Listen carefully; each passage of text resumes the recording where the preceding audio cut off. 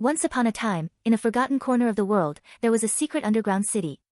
It was a place full of mysteries and wonders, where lights shone with a golden glow, and the streets were made of singing stones. No one knew of its existence, not even the wisest of all. But of course, the minions, those mischievous and cheerful yellow helpers, were always on the lookout for new adventures. One day, while they were in their lab trying to invent a new recipe for banana flan, one of them, little Kevin, found an ancient map. The map seemed to lead to a very strange place. Bello. Bello. What's this? Kevin asked, pointing to the map, which showed a secret entrance at the base of a volcano. The map also depicted grand golden doors and strange creatures. The words were written in a language the minions couldn't read.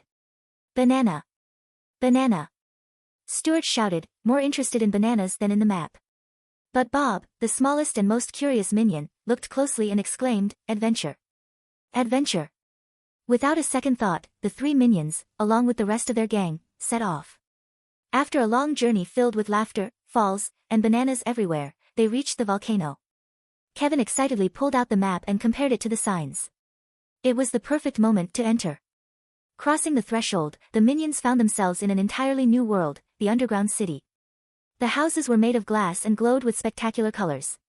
The streets were full of fantastic creatures. The minions were amazed and began to explore, but they soon noticed something was wrong. As they ventured further, they realized the city seemed empty. The creatures, usually playful and noisy, were nowhere to be found. Instead, there was only silence. That's when they met an old, wise turtle named Tartuga. Who are you? How did you get here? Tartuga asked, gazing at the minions with her big, wise eyes. We minions. Looking for adventure. Kevin said, pointing to all of them.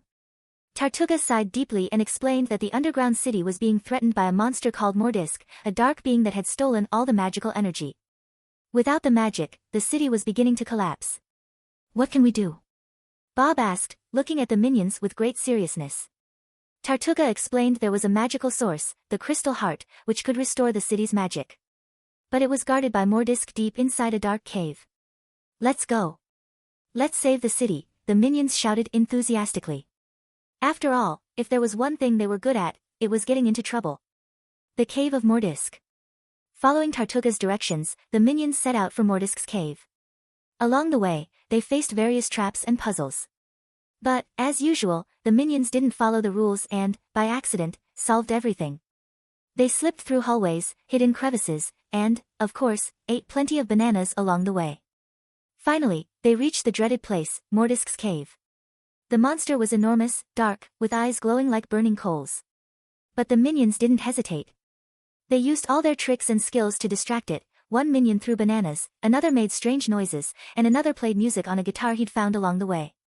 The chaos they created was so overwhelming that Mordisk tangled himself up in his own shadows.